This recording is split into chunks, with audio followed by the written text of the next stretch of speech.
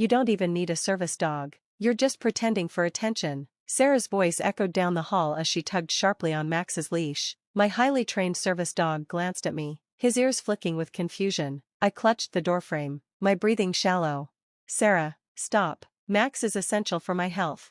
She sneered, her perfectly manicured fingers tightening around the leash like a lifeline.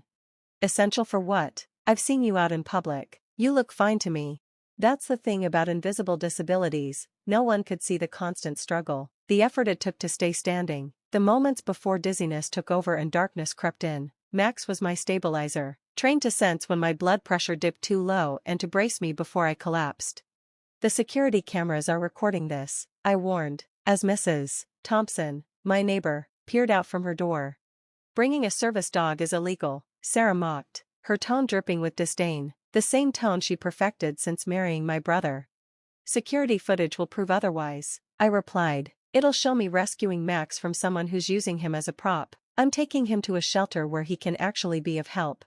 My heart raced, panic suffocating me, my vision blurred at the edges, an all too familiar sign of an impending episode. Without Max to steady me, I pressed harder against the frame. Tom knows about my condition, he's seen my medical records, I insisted. Tom? Too nice to challenge you, she retorted. Someone needs to stop this farce. You can't just throw a vest on a dog and expect everyone to buy it. I wanted to scream that Max had years of specialized training, that he'd saved me countless times, but my voice faltered, the darkness at the edges of my sight grew thicker. Mrs. Thompson, I managed to whisper, please, record this. Max whined as Sarah dragged him toward the elevator, his body straining between his training to remain calm and his instinct to return to me. You'll hear from my lawyer, I managed to say before my legs buckled. The world tipped, and I slid down the doorframe, helpless as Sarah disappeared with my lifeline. Mrs. Thompson rushed over, phone raised. I've got everything. Are you okay? Do you want me to call for an ambulance? I shook my head, though the room spun around me. My phone. I need to call Tom. The next hour blurred by. Mrs. Thompson helped me onto the couch, propping my legs up, something Max would usually do to prevent my episodes from escalating. Tom didn't answer. I called the police instead, my hands trembling. Your sister-in-law took your service dog? The dispatcher repeated, her voice sharp with concern. Do you know where she's taken him? No, but he's microchipped, and I have all the certification paperwork. He's a legally recognized medical service dog. The police arrived within 20 minutes. I handed over all the documents, proof of Max's training, registration, and certification. Officer Martinez examined Mrs. Thompson's video, her expression hardening. This is a clear violation of the ADA, she said. Taking a service dog is theft of medical equipment. That's a felony. I nodded weakly. The building has security footage. We're already on it, Officer Chen interjected. The manager is pulling the footage now. My phone buzzed. Tom, I put him on speaker. Olivia, I got your messages. What the hell is Sarah talking about? Saving a dog from exploitation? She stole Max. Olivia, she thinks I'm faking my condition. Silence, then his voice, thick with anger. She did what? Officer Martinez leaned in. Sir, this is a criminal offense. We have video evidence. We're treating this as theft. Tom exhaled sharply. She's not answering my calls, but I can see her location. She said Happy Tales Shelter. I'm going there now. We'll meet you there. Officer Chen, she said. I'm coming too. Mrs. Thompson grabbed her phone, holding it tightly. You're not going alone. The ride was tense, my heart racing, not just from my condition but from dread. What if Sarah had convinced everyone I was unfit? What if Max was already gone? Officer Martinez glanced at me. The shelter's been notified. They're holding him. As we pulled in, I spotted Tom's car parked haphazardly, Sarah's SUV beside it. Raised voices floated from inside, heated and frantic. This wasn't over, but with the police on our side, the video evidence in hand, and the truth laid bare, Sarah had no escape. The shelter's automatic doors slid open, and the argument inside escalated. Sarah's voice, sharp and defiant, sliced through the air. I'm trying to help this dog. She's using him to get attention. She doesn't even have a real disability. Flanked by Officers Martinez and Chen, I stepped inside with Mrs. Thompson close behind. The scene was chaos. Tom stood in his rumpled hospital scrubs, his face flushed with fury. Sarah was at the front desk, gesturing wildly. while a stern-faced shelter manager held Max's leash. My heart tightened. As soon as Max saw me, his ears perked, and despite his training, he tensed, his instinct pulling him toward me. "Ma'am," the shelter manager said, her tone firm, "we can't process this surrender. This is a clearly marked service dog with proper identification and a microchip."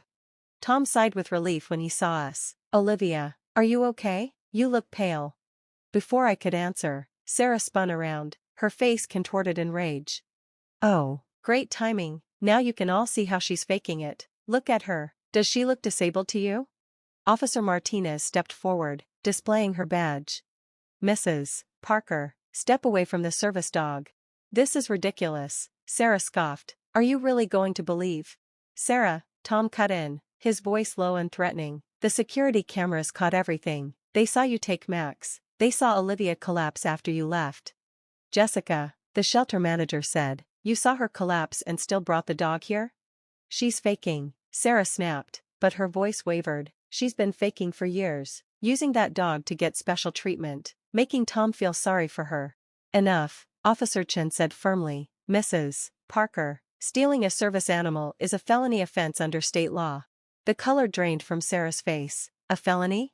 "But I was trying to help." My voice quivered, but I forced myself to stand tall. "You think taking my medical alert dog helps anyone? Max isn't a pet, Sarah. He detects changes in my blood pressure. He warns me before I faint. He keeps me safe." Jessica nodded. "His training is impeccable. The certifying organization is one of the most respected in the country."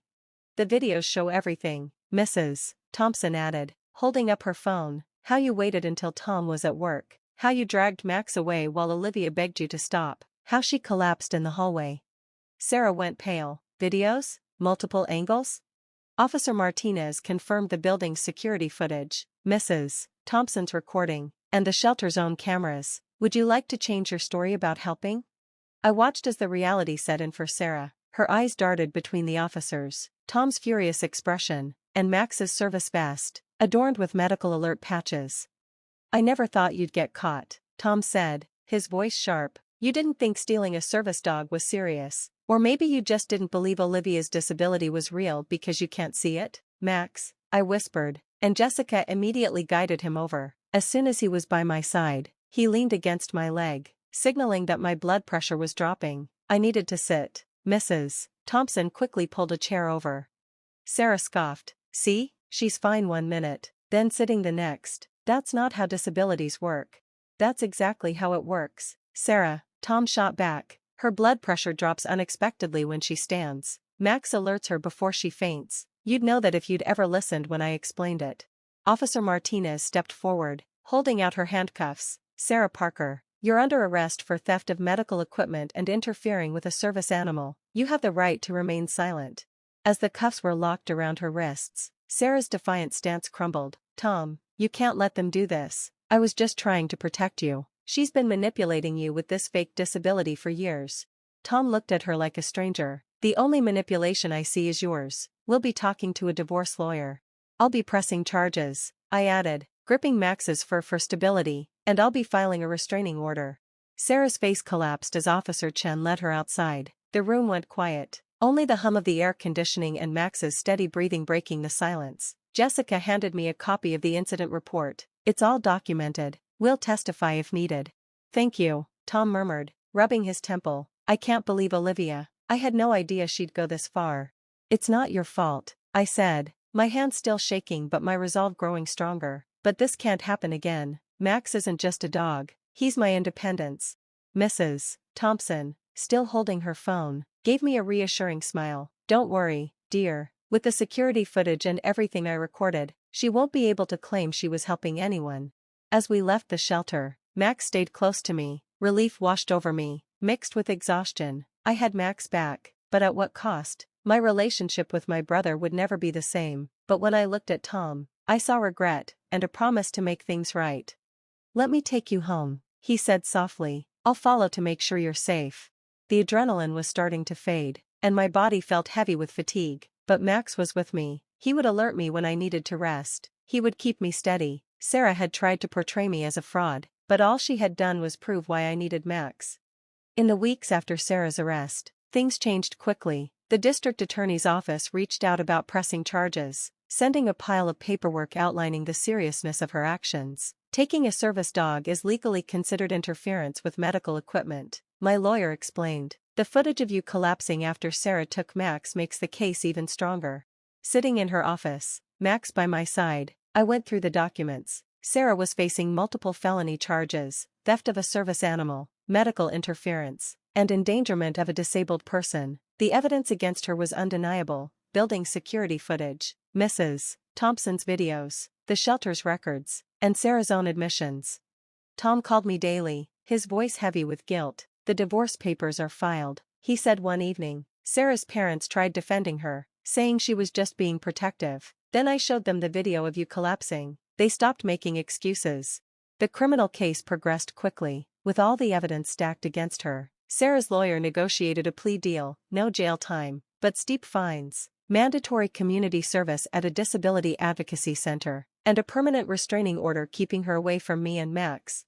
On sentencing day, I sat in the courtroom with Max at my feet and Tom beside me. Sarah looked nothing like the woman who had once stolen my service dog. She was dressed in a plain suit, her usual confidence completely gone. "Do you want to make a statement?" the judge asked me. I stood carefully, one hand on Max for support. "Invisible disabilities are still disabilities," I said, my voice firm. "Max isn't just a dog, he's my medical alert system, my independence, my safety." When Sarah took him, she didn't just take a pet, she took my ability to live safely in the world. As part of her plea, Sarah had to issue a public apology. She stood stiffly, her hands trembling as she read from a prepared statement. "I let my assumptions about disability cloud my judgment. I was wrong to take Max, wrong to accuse Olivia of faking, and wrong to put her health at risk." The words felt rehearsed, but the judge seemed satisfied. He handed down her sentence: 2 years of probation, 200 hours of community service, a $25,000 fine to a service dog training organization, and a lifetime restraining order. Outside the courthouse, Tom pulled me into a tight embrace. "I should have stopped her the first time she questioned your disability," he said. "I should have done more." "You're doing the right thing now," I reassured him. "That's what matters." But the story didn't end in that courtroom. Mrs. Thompson shared the security footage with our apartment complex, and management implemented mandatory service animal awareness training. They invited me to speak at a resident meeting, and I stood at the podium, Max beside me, addressing neighbors who had once doubted me. "Not all disabilities are visible," I said. "Max alerts me before my blood pressure drops, helping me avoid dangerous falls. He's not just a dog in a vest, he's medical equipment that allows me to live independently." The story spread, and support from the disability community poured in, with people sharing their own experiences of discrimination. What Sarah had intended to expose had instead revealed the struggles of living with an invisible disability. A year later, I stood before a state legislative committee, testifying for stronger penalties for interfering with service animals. "When someone takes a service dog, they're not just taking an animal," I said, "they're taking someone's independence, their safety, their ability to navigate the world." The bill passed unanimously. The media dubbed it Max's Law, enforcing stricter penalties for interfering with service animals and mandating disability awareness training for offenders. Tom, now divorced and focusing on his medical career, often joined me at advocacy events. "You turned something awful into something meaningful," he said after one speech. "You didn't just fight Sarah, you fought for everyone with an invisible disability." And as for Max, he remained my constant companion, unmoved by the drama around us. He kept doing what he was trained to do. He monitored my health, alerted me when I needed rest, and helped me stay steady. Sarah had tried to prove I was a fraud, but instead, she had proven why I needed Max. Thanks for watching. See you next time. Stay stunned.